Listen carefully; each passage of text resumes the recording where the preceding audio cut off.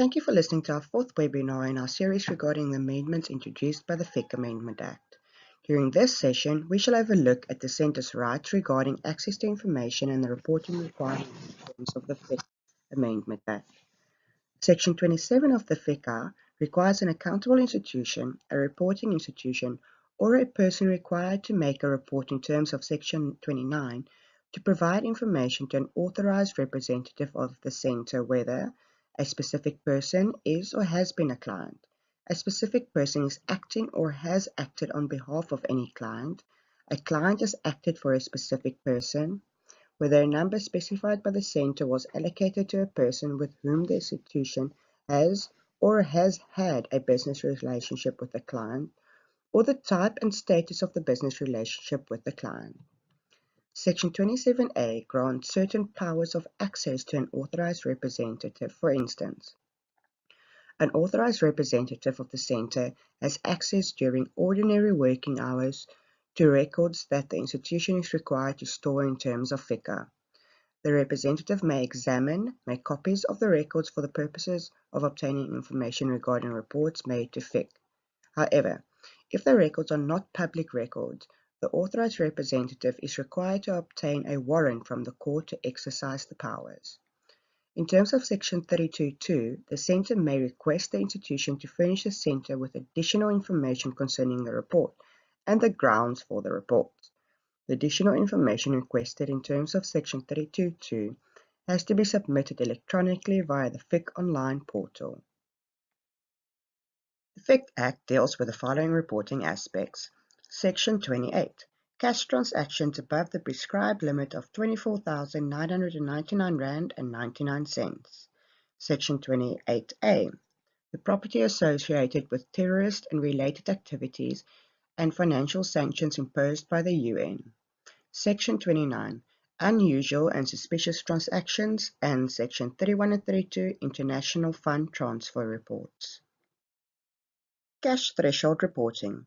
In terms of Section 28 of the FIC Act, all accountable institutions and reporting institutions are required to report to the FIC a cash transaction in excess of the prescribed limit of R24,999.99, or an aggregate of smaller amounts which combined come to this amount and appears to be linked to one transaction.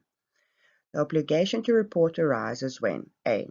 The prescribed amount is being paid in cash to the client or person acting on behalf of the client, or b. If the prescribed amount is received in cash by the accountable institution.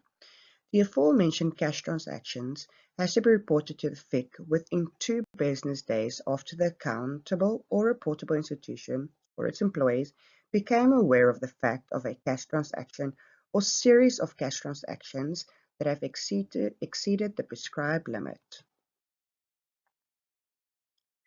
Terrorist property reporting. In terms of Section 28A of the FIC Act, an accountable institution is required to file a report with the Centre if the institution knows that it possesses or controls property linked to persons or entities that have a. Committed or attempted to commit a specific offence as defined in the Protection of Constitutional Democracy Against Terrorist and Related Activities Act, known as the Bukta Act.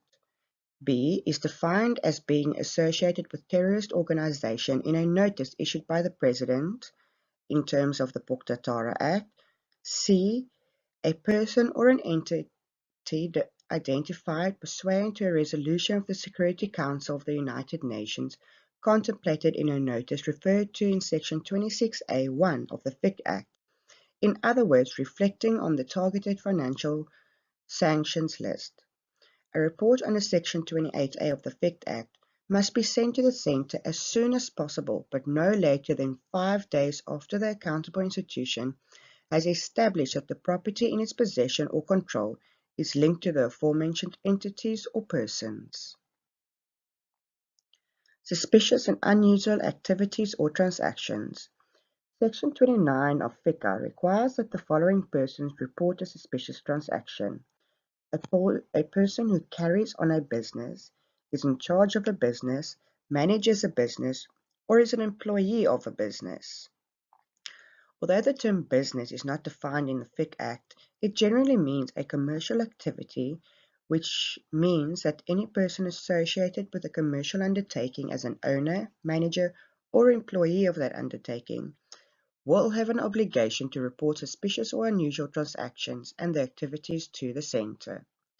This means that a person, as mentioned above, must report his or her knowledge or suspicion to the FIC whenever he or she becomes aware of something or circumstances arise in which a person can reasonably be expected to be aware of something, or circumstances arise in which a person can reasonably be expected to suspect something.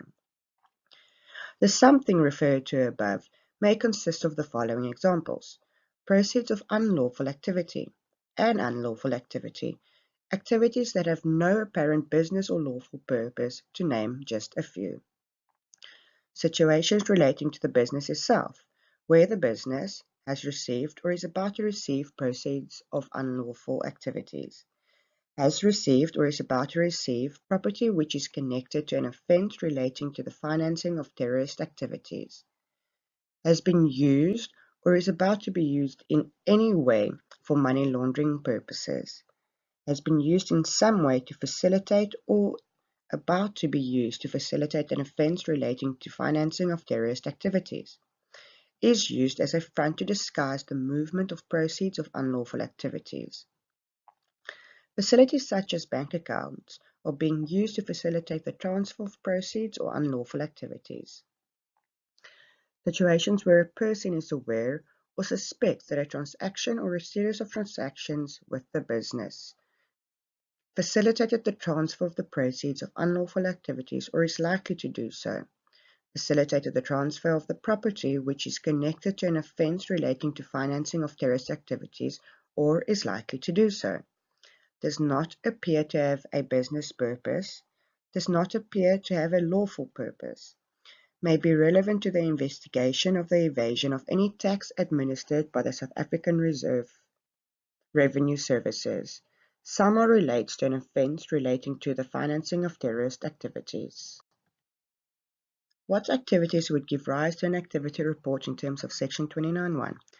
A SAR must be submitted in respect of the proceeds of unlawful activities, money laundering activity, or a contravention of prohibitions under Section 26B of the FIC, where the report relates to an activity which does not involve a transaction between two or more parties, or in respect of a transaction or a series of transactions about which inquiries are made but which has not been concluded, or in respect of a transaction which has been incomplete, interrupted, aborted, abandoned, or not concluded. TFARs must be submitted in respect of the financing of terrorism and related activities, where the report relates to an activity which does not involve a transaction between two or more parties, or in respect of a transaction or a series of transactions about which inquiries are made but which has not been concluded. Instances which give rise to a transaction report in terms of Section 29 of the FIC are situations concerning completed transactions or a series of transactions relating to the suspicious or the knowledge of proceeds of unlawful activity, money laundering, or transactions or series of transactions relating to a contravention of prohibitions under Section 26B of the FIC Act, or transactions relating to terrorist financing. A report made under Section 29 of the FICA must be sent to the FIC as soon as possible, but not later than 15 days. International transfers. Cash conveyance to or from the Republic. In terms of Section 30 of FIC, a person who intends on conveying, has conveyed, or is conveying an amount of cash or a bearer negotiable instrument in excess of the prescribed amount to or from the Republic must, on demand, report the prescribed particulars concerning the conveyance to a person authorized by the Minister for this purpose. Electronic transfers of money to or from the Republic. In terms of Section 31 of FICA, if an accountable institution through electronic transfer sends money in excess of a prescribed amount out of the Republic or receives money in excess of the prescribed amount from outside of the Republic on behalf or on the instruction of another person, it must, within the prescribed period after the money was transferred, report the transfer together with the prescribed particulars concerning the transfer to the Centre.